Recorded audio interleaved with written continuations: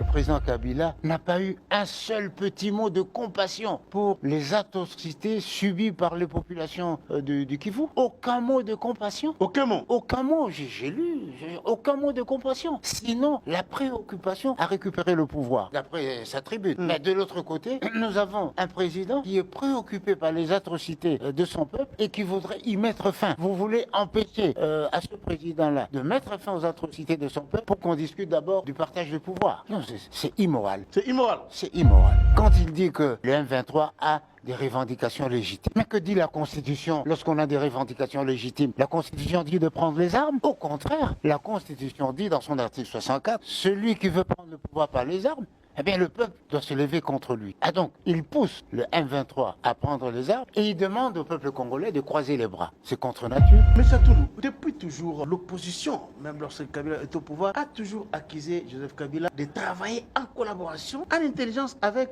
les groupes armés, notamment les M23. Peut-on conclure que les soutiens de Joseph Kabila au M23 ne datent pas d'aujourd'hui? Parce qu'il y a aussi des...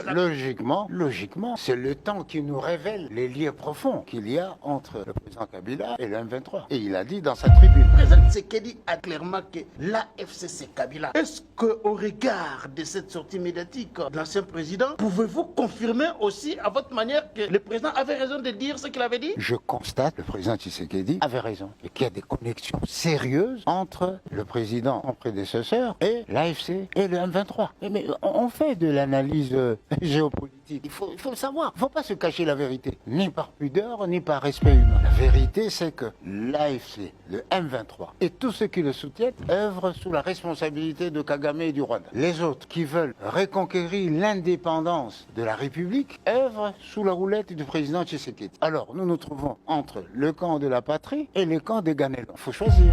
Les camps du partage du pouvoir auquel vous faites allusion, incarné par Joseph Kabila, dans son discours, Kabila n'a pas parlé du partage du pouvoir, M. Atondo. Il a parlé des revendications légitimes du M23. Il faut avoir une lecture métaphysique de ce que vous voyez. C'est ce que cela signifie. Parce que, bon, revendication légitime, illégitime, ou mais on va aboutir à quoi? Partage de responsabilité, mixage, brassage dans les administrations, etc. Aujourd'hui, c'est la... Là, le Rwanda va se retirer. Non. Et là, c'est la priorité par rapport à celui qui veut sauver les Congolais des atrocités des armées d'occupation. Mais c'est immoral d'établir une équation. C'était immoral.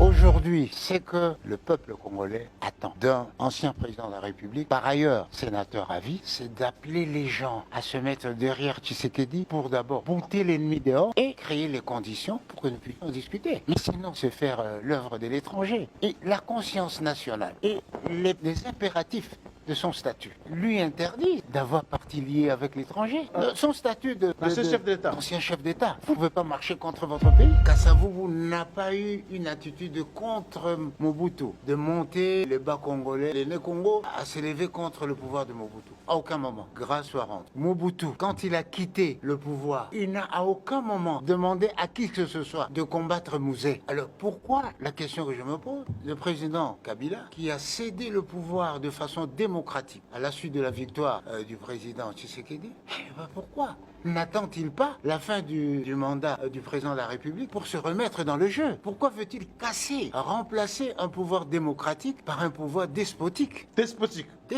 de type FPR. Et donc vous pensez que Kabila aujourd'hui est en train je ne pense rien. Je vous dis de préparer un coup d'État pour arrêter le mandat de Tshisekedi? Jésus a dit, si vous avez des yeux, il faut voir. Si vous avez des oreilles, il faut entendre.